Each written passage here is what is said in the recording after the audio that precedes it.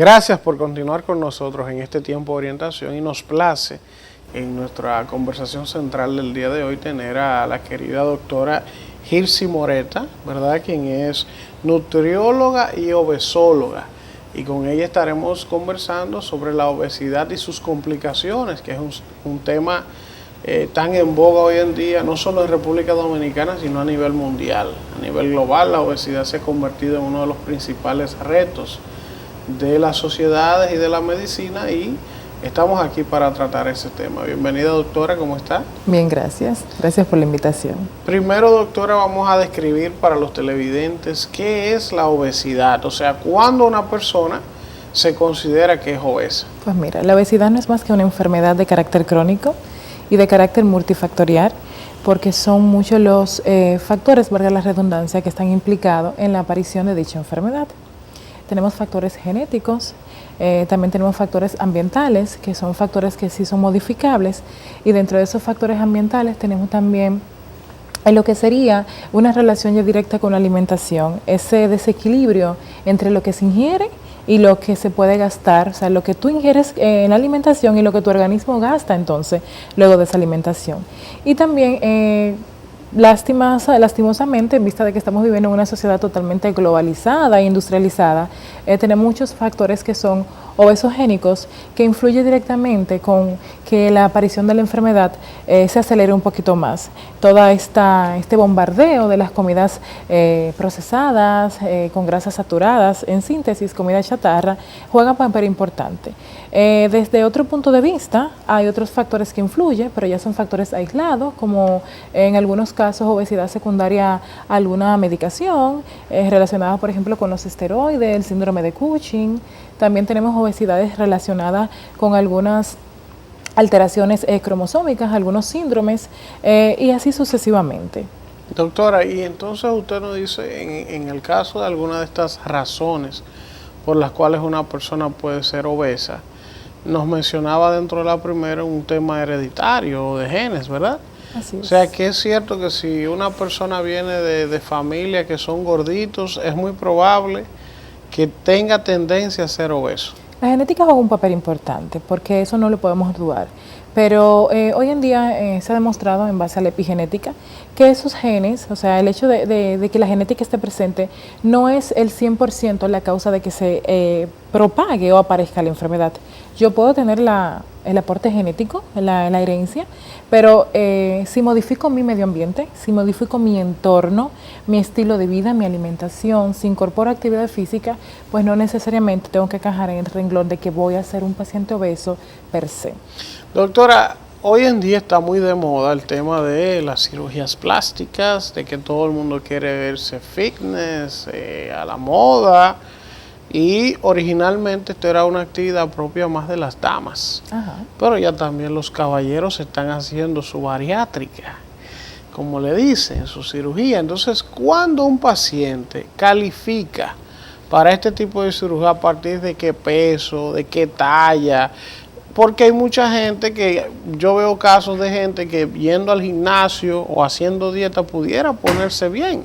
Y sin embargo, como que todo el mundo está inclinado de entrada a hacer esto.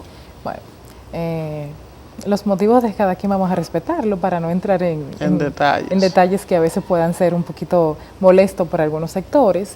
Pero primero vamos a plantear que para determinar la obesidad existen múltiples técnicas desde el punto de vista diagnóstico.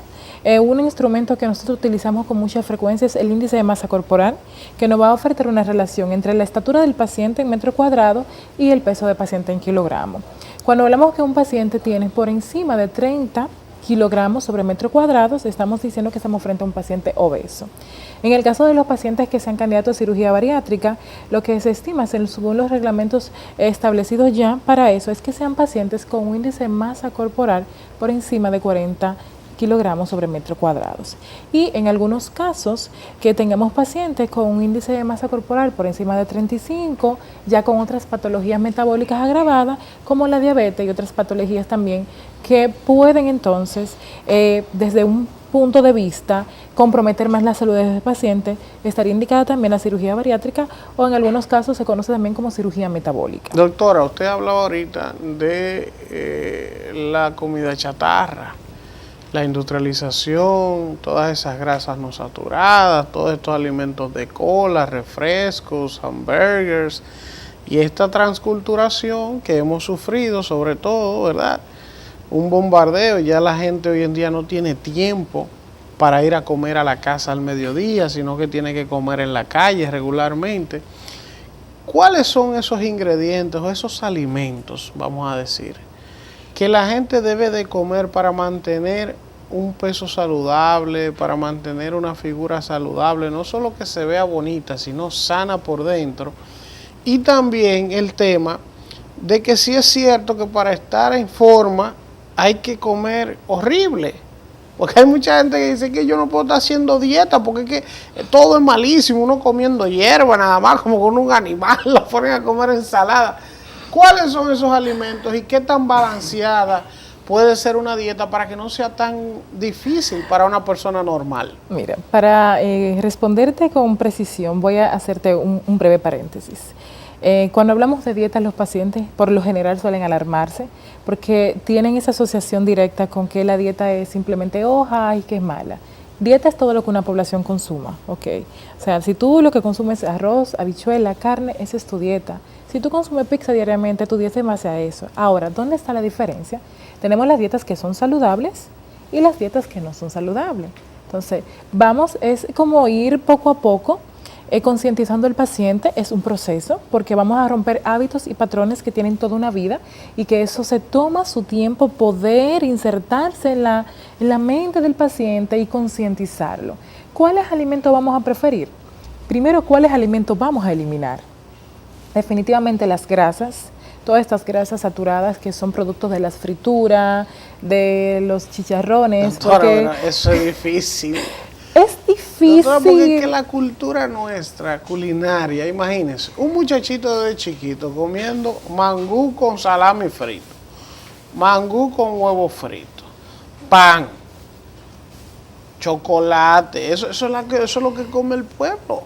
Pero si siempre pensamos que es nuestra cultura y no hacemos lo posible por modificarla, entonces nunca vamos a llegar al meollo del asunto y nunca vamos a tener la solución al problema. Entonces, ¿cuáles serían esos alimentos? Mira, saludables y que... Alimentos que tú tienes básicamente en la casa. Ese mismo plátano que tú haces un mangú, en vez de echarle la mantequilla, échale un poquito de aceite de oliva.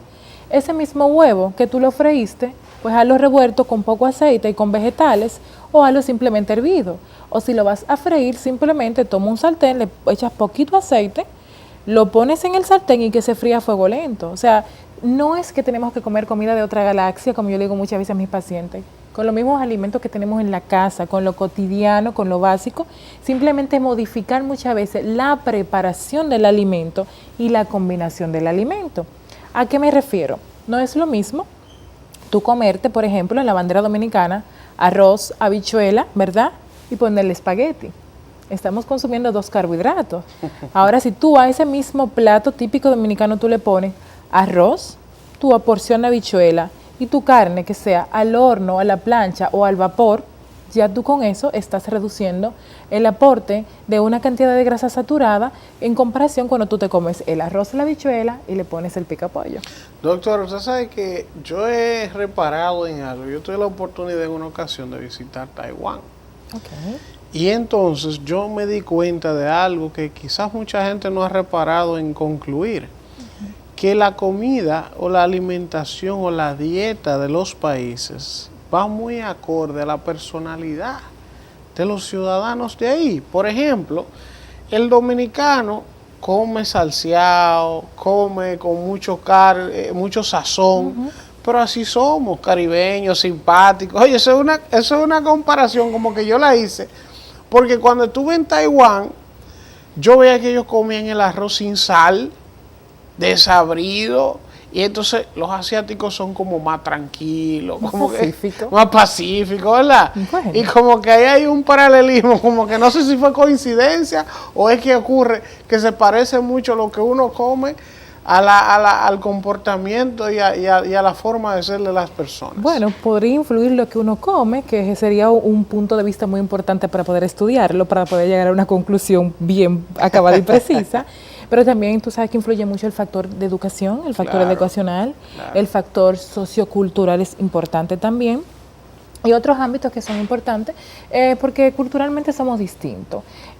No te niego que la diferencia en cuanto a la gastronomía dominicana con otra gastronomía con respecto al sabor y la copiosidad de los alimentos es muy variable, pero eso es más típico de nosotros los países de Latinoamérica, los países caribeños, que exportamos esa sazón, esa cultura gastronómica pues de nuestros antecesores, de esa mezcla cultural que fue bastante rica. Claro. Pero lamentablemente, así como comemos muy sabroso muy y rico. Como somos muy movidos, lamentablemente los índices de obesidad se han elevado bastante y las patologías relacionadas con la alimentación también están increciendo. ¿Sabes que hace unos años, tanto en República Dominicana como a nivel global, uno de los principales problemas era la nutrición infantil?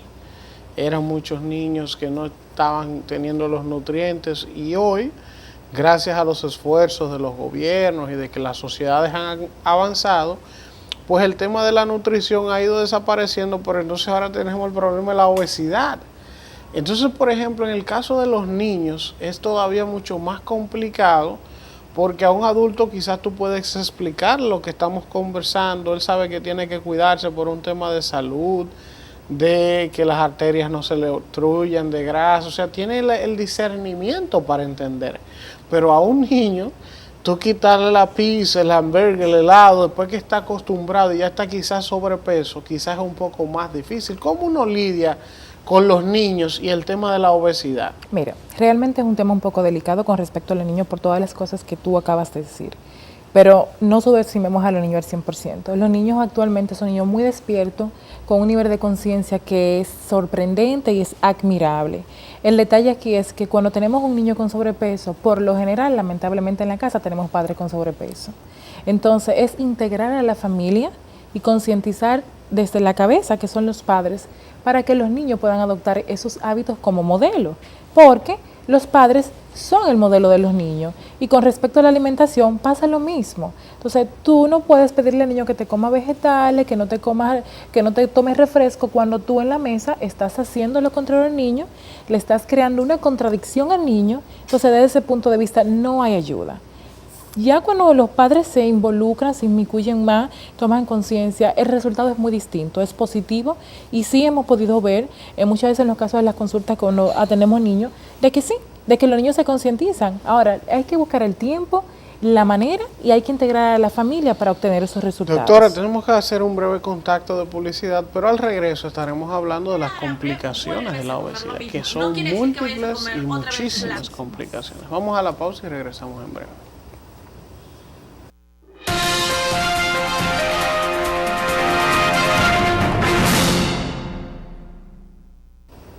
Continuamos conversando con la doctora Gilsi Moreta, quien es nutrióloga y obesóloga, y tratamos el tema de la obesidad y sus complicaciones. En este bloque, doctora, vamos a hablar un poco precisamente de esas complicaciones que desencadenan de una vida sedentaria, de obesidad, de mala alimentación. ¿Cuáles son las principales consecuencias que tiene un hombre, una mujer, un adolescente cuando lleva este tipo de vida sedentaria, ya tiene obesidad? ¿Cuáles son las principales enfermedades que afloran? ¿Qué es lo primero que se complica? Bueno, mira, categorizando ya las complicaciones de primera instancia, las enfermedades cardiovasculares juegan un papel súper importante en la lista de las complicaciones de la obesidad. Podemos seguirle a ellas ya complicaciones metabólicas desde el punto de vista de patologías como la diabetes mellitus 2. También tenemos otras patologías como son la del trastorno del metabolismo de los lípidos, o sea, hipercolesterolemia, cuando tenemos ya los niveles de colesterol elevado, igual que de triglicéridos también elevados en esos pacientes. Patologías ya del tracto digestivo como reflujo gastroesofágico. También esos pacientes pueden presentar patología de vesícula biliar, son más susceptibles a hacer cálculos biliares, a hacer también inflamación de la vesícula biliar.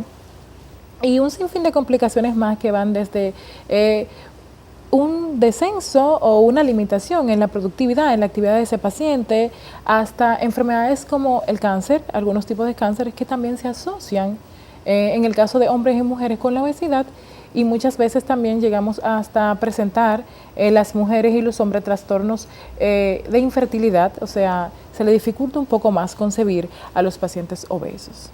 Doctora, ¿y qué hay de cierto en eso? ¿Es un mito o una realidad? Que los hombres obesos tienen mayores complicaciones a la hora de la virilidad masculina. ¿Eso es cierto o no es cierto? ¿Los gorditos tienen más problemas o no en la intimidad? Tienen más problemas. ¿Por qué? Primero, la respuesta no va a ser igual porque por el exceso de peso, el manejo, el desempeño en la actividad sexual no va a ser la misma, es evidente. Segundo, con respecto a la erección, pues no va a ser la más óptima porque también por la relación que existe con alteraciones a nivel de la microcirculación, el pene sabe que necesita una cantidad de sangre para poder erectarse y desde ese punto de vista también hay alteraciones, eso es real. Bueno, señora, hay que ponerse a hacer ejercicio. Bastante. Los gorditos ya saben, no se sientan aludidos, pero es la ciencia que explica eso, es la doctora. Lamentablemente. Mire, y en el caso de la diabetes, doctora, que es una enfermedad tan difícil, tan complicada, que desencadena en otras, valga la redundancia, complicaciones, porque afecta a órganos, una serie de situaciones, va perdiendo la sensibilidad, por ejemplo, en los pies. Entonces, después que un paciente ya está con un cuadro de diabetes, ¿cómo puede llevar una alimentación adecuada? Que se le hace muy difícil. En mi caso tengo un familiar muy cercano que es diabético y uno trata de cuidarle, de que no coma cosas que le afecten, pero parecería que ellos sienten ansiedad de hacer y de comer cosas que no deben. ¿Esto es real o es un tema de que simplemente no se cuidan? Mira, influye de que sí es real, porque en el caso de la diabetes tenemos pacientes diabéticos que usan pastillas, o sea, hipoglicemiantes orales, que lo que van a hacer es que van a ayudar a reducir los niveles de glucosa en sangre y eso metabólicamente tiene una serie de implicaciones con respecto al gasto de energía. También lo mismo pasa con esos pacientes diabéticos que usan insulina, que es una hormona que le sirve de vehículo al azúcar, a la glucosa, para que pueda entrar a la célula y la célula pueda crear energía y por consiguiente ese gasto de energía dentro de la célula sí repercute luego en el paciente con una manifestación de apetito o de hambre. Para mitigar esas condiciones, eso puede mitigarse. ¿Cómo sería?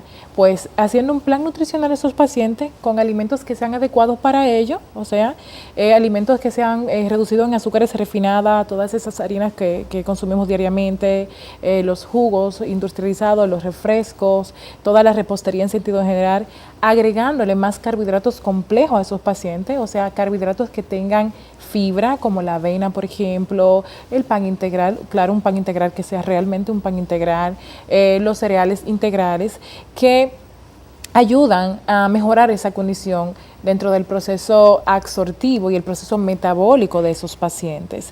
También esparciarle las comidas a los pacientes diabéticos, hacerle al día 5 comidas, o sea, que incluyan sus 3 comidas principales, con sus 2 meriendas, con un lapso de tiempo que no excedan más de 4 horas sin ingerir alimentos para que puedan tener un mayor control de ese apetito y de la ansiedad. Doctora, yo finalmente yo quiero que derrumbemos un mito, porque en la población dominicana a nivel general existe un mito y la gente dice regularmente, miren, eso de hacer dieta, eso es para rico, porque el pobre no puede hacer dieta, eso es para rico. Entonces yo no creo eso. Todo lo que tú tienes que comer saludable está en el mercado, está en las hortalizas, está ahí. Es un tema de aprender a alimentarte. Entonces, para esa gente que nos ve, que utiliza como una excusa que la gente que hace dieta son los ricos, dígale usted que eso no es así. Bueno, lamento decirle que no, que la dieta es para todo el mundo, que es adaptable a la condición económica del paciente y que, como dices tú en tu comentario anteriormente, Los vegetales están en la orden del día en todos los lugares, desde los supermercados más costosos de República Dominicana hasta los mercados ambulatorios que se consiguen en cualquier parte. Al igual que los huevos, que el pollo, que las sardinas, siempre voy a hablar de la sardina, porque a veces la gente dice, pero yo no puedo comprar salmón, pero puedes comer sardina. Claro. ¿Okay? Y no me puedo comer un filete un filete magro, un angus, pero puedes comerte una pechuga de pollo, o puedes comerte unos muslos de pollo y quitarle la piel. O sea, es adaptarnos a lo que tenemos y esa es nuestra labor, porque tenemos pacientes de diferentes tractos sociales y es adaptarnos a lo que el paciente tenga en su entorno. Con eso, ayudarlo a que tenga una alimentación saludable, que sea balanceada y que sea equilibrada, y sí es posible. Bueno, doctora, muchísimas gracias. Agradecerle por haber estado con nosotros y compartirnos nuestros conocimientos tan importantes. A ustedes, vamos a hacer un contacto de publicidad y cuando regresemos venimos con el segmento de cine y la despedida de este espacio, Tiempo de Orientación.